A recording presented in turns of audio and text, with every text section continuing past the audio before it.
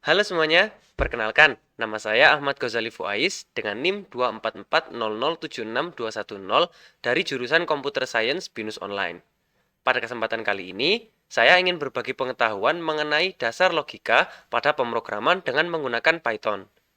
Nah, video ini dibuat dalam agenda Community Service BINUS University bersama dengan Teach for Indonesia. Nah, sebelum kita mulai, apa saja sih learning outcomes yang diharapkan dengan adanya video ini? Yang pertama, dapat memahami konsep dari logika dasar. Yang kedua, dapat menggunakan boolean value dan logical operator dengan baik. Yang ketiga, dapat menyusun conditional statement. Yang keempat, dapat menggunakan loop untuk repetisi. Dan yang terakhir, dapat mengenali dan melakukan koreksi pada error logika. Pertama-tama, apa sih logika dalam pemrograman itu? Nah, jadi logika dalam pemrograman itu adalah cara kita membuat komputer bisa berpikir dan membuat keputusan. Kita memberikan komputer serangkaian aturan, seperti kalau ini terjadi, maka lakukan ini. Atau, selama ini benar, ulangi ini terus. Nah, dengan logika ini, kita bisa membuat program berjalan sesuai yang kita inginkan, sesuai input yang kita masukkan. Misalkan, kalau kita ingin membuat program kasir, kita bisa membuat aturan seperti misalkan dia membeli barang lebih dari 3, maka berikan diskon. Nah, logika-logika seperti ini yang dapat membuat komputer bisa mengerjakan tugas dengan tepat dan efisien. Selanjutnya adalah konsep fundamental, boolean dan operator logika. Boolean adalah tipe data yang hanya memiliki dua nilai, yaitu true ketika benar dan false ketika salah. Sedangkan operator logika membantu kita menentukan logika dan hubungan antar dua variabel atau lebih. Ada tiga operator logika utama yang perlu kita ketahui. Yang pertama adalah dan. Dan ini bernilai true jika kedua kondisi benar. Yang kedua adalah or, yang akan bernilai true apabila minimal ada satu kondisi yang bernilai true. Yang ketiga adalah not. Not ini fungsinya untuk membalikkan hasil.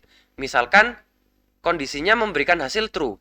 Apabila kita berikan not, maka akan menjadi false. Begitu juga sebaliknya.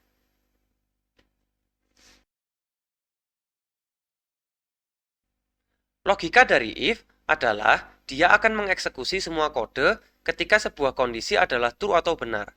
Jadi, ketika sebuah kondisi yang sudah ditentukan adalah benar, maka semua kode di dalam statement if akan dijalankan. Namun ketika kondisi itu false, maka semua kode di dalam if akan dilewati. Sedangkan logika dari else adalah dia akan dieksekusi ketika kondisi tidak benar atau false. Jadi, ketika kondisi yang sudah ditentukan tadi adalah false, maka kode yang akan dijalankan adalah kode yang ada di dalam else ini. Pada banyak bahasa pemrograman, if dapat dijalankan tanpa menggunakan statement else, yang berarti ketika kondisi yang muncul adalah false, maka program akan melewati semua kode di dalam if dan melanjutkan ke kode berikutnya. Sedangkan else harus muncul dengan didahului statement if itu. Nah, bagaimana cara penggunaan if else? Jadi misalkan kita punya suhu tubuh sebesar 36,3. Nah, kita tahu bahwa suhu tubuh normal yaitu berada di atas 36 dan di bawah 37. Kita bisa menggunakan if else seperti ini. If suhu di atas dan sama dengan 36 n. Nah, di sini kita menggunakan logical operator yang berarti harus dua-duanya benar agar bisa dianggap sebagai benar. Suhu di bawah sama dengan 37. Maka lakukan print suhu tubuh normal.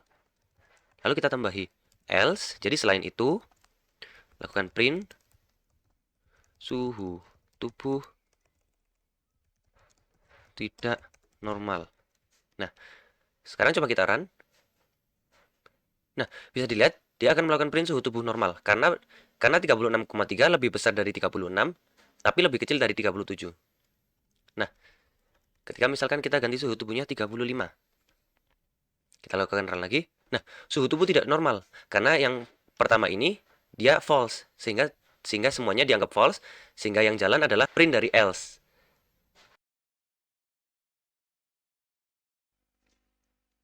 Selanjutnya adalah loop dan logical flow. Loop ini digunakan ketika kita ingin menjalankan sebuah kode secara berulang kali. Ketika sebuah kondisi yang sudah ditetapkan bernilai true, loop akan menjalankan kode yang ada di dalamnya berulang kali hingga kondisi tadi berubah menjadi false. Beberapa tipe dari loop. Yang pertama adalah for loop. Loop ini diawali dengan menginisialisasi sebuah variabel yang akan digunakan sebagai syarat atau kondisi itu. Selain itu, kita juga akan menginisialisasi apakah variabel tersebut akan dinaikkan atau diturunkan pada setiap kali loopnya. Kode akan dieksekusi selama kondisi tadi true atau benar, dan akan berhenti ketika kondisi berubah menjadi false. Umumnya, for loop memiliki sintaks seperti ini. Selanjutnya adalah while loop. Loop ini akan memeriksa apakah kondisinya true atau benar, lalu menjalankan kode berulang-ulang selama kondisinya masih true. Di dalam loop ini, kita harus memastikan bahwa ada baris kode yang akan mengubah variabel pada kondisi tertentu, supaya loopnya punya akhir dan tidak berjalan terus-menerus. Yang terakhir adalah do while loop. Loop ini hampir sama dengan while loop. Perbedaannya adalah pada loop ini kode akan dijalankan sekali sebelum melakukan pengecekan apakah kondisi sudah true. Perbedaan lainnya juga ada pada sintaksnya, di mana pada loop ini kondisi yang perlu diperiksa dituliskan pada akhir loop. Nah, bagaimana cara menggunakan loop? Di sini kita akan menggunakan while loop. Misalkan kita punya tabungan di bank sebesar 1 juta rupiah. Nah, bank tersebut memiliki bunga sebesar 5% per tahun, berarti 0,05.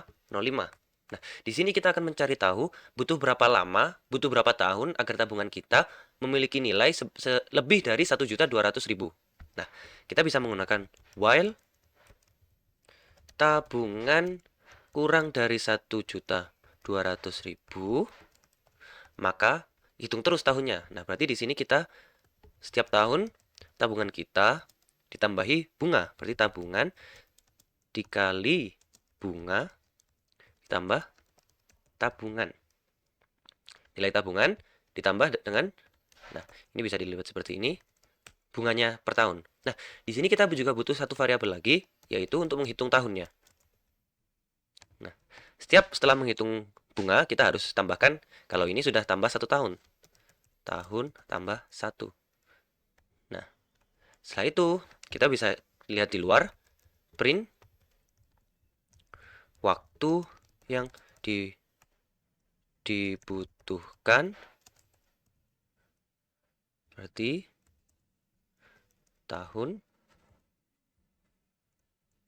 Nah, coba kita run. Nah, kita bisa lihat waktu yang dibutuhkan adalah 4 tahun. Jadi, kita bisa lihat bagaimana prosesnya di sini. Kita bisa tambahkan print tahun ke.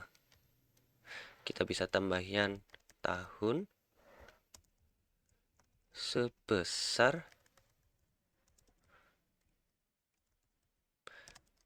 tabungan. Nah, dengan melakukan print ini kita bisa melihat setiap loopnya. Jadi setiap tahun uang kita itu berapa. Jadi bisa kita run lagi. Nah, tahun pertama kita punya uang sebesar 1.050.000. Tahun kedua kita punya 1.100 sekian. Tahun ketiga kita punya 1.157 sekian. Nah, tahun keempat kita sudah punya 1.200 sekian. Nah, maka waktu yang dibutuhkan adalah 4 tahun. Nah, jadi while loop melakukan ini selama uangnya masih di bawah 1.200. Setelah di atas 1.200, maka keluar dari loop dan akan melanjutkan ke kode selanjutnya.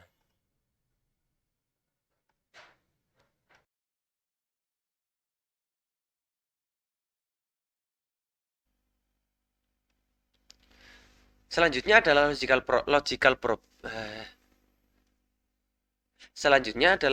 problem dan cara mengatasinya. Logical problem dalam programming muncul ketika kode berjalan tetapi tidak menghasilkan keluaran sesuai harapan. Masalah ini dapat menjadi sulit untuk dibenahi karena memerlukan pemahaman pada logika yang berjalan pada program. Contoh masalah yang sering muncul yang pertama adalah off by one error, di mana biasanya terjadi pada perulangan ketika kita salah menghitung indeks, sehingga pengulangan akan lebih banyak sekali atau kurang sekali. Yang kedua adalah infinite loop, di mana loop tidak akan pernah berhenti karena kondisi selalu true dan tidak menjadi false. Yang ketiga adalah kondisi yang salah. Ketika kondisi yang kita tetapkan tidak sesuai dengan logika yang kita inginkan. Yang terakhir adalah penggunaan tanda kurung yang tidak tepat, yang akan menimbulkan hal-hal yang tidak terduga.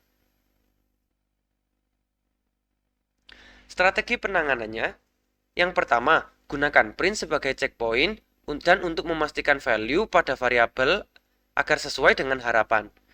Yang kedua, lakukan tes ulang per bagian pada kode.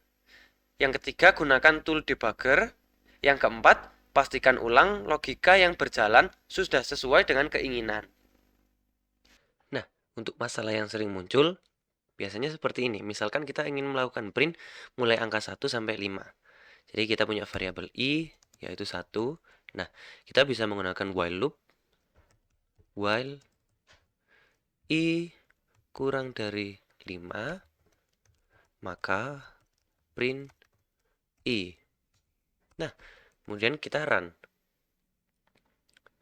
Nah, masalah yang pertama ini namanya adalah infinite loop. Jadi bisa kalian lihat, dia tidak berhenti melakukan print 1 terus. Kenapa?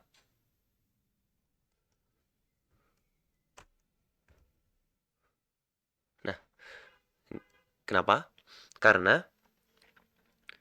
di sini setelah kita print, i-nya tidak diberubah variabelnya. Tidak ditambah, tidak dikurangin.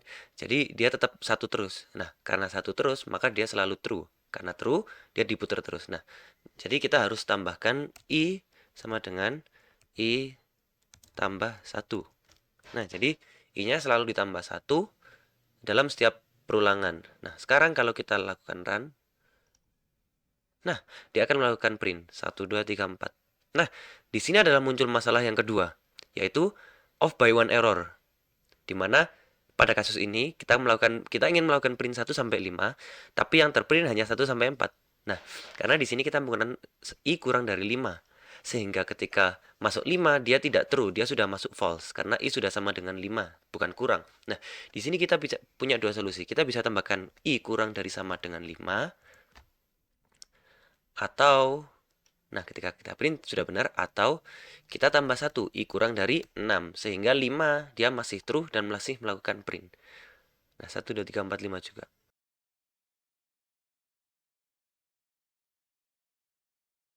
Untuk exercise yang pertama, jadi seperti ini. Yang pertama, kita punya variabel nilai untuk menyimpan nilai. Di sini kita meminta input memasukkan nilai siswa 0 sampai 100. Nah, kemudian kita menggunakan if else. If nilainya lebih dari 65, maka selamat Anda lulus. Selain itu, maka maaf Anda tidak lulus. Nah, untuk exercise yang kedua, di sini kita punya angka rahasia yang kita tentukan yaitu 7. Kita punya variabel tebakan yang masih kosong. Kemudian di sini ada perintah untuk melakukan tebak antara 1 sampai 10.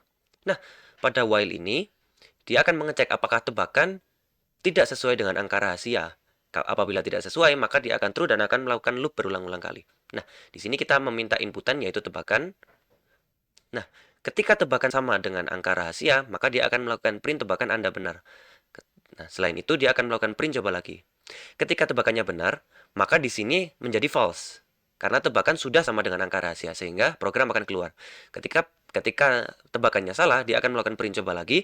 Dan karena ini masih true, tebakannya tidak sesuai, dia akan melakukan inputan lagi. Dia akan melakukan loop hingga benar. Nah, akhirnya sudah sampai pada kesimpulan. Secara singkat, if else digunakan pada kode untuk membuat keputusan berdasarkan suatu kondisi. Loops digunakan untuk mengulang bagian kode berulang kali sehingga mengurangi redundansi kode dan kode menjadi lebih efisien. Yang terakhir, logical problem dapat diakibatkan karena sebuah masalah yang kecil namun berdampak besar pada hasil akhir dari kode. Pemahaman pada masalah yang sering muncul dan berlatih dapat sangat membantu untuk mengurangi hal ini.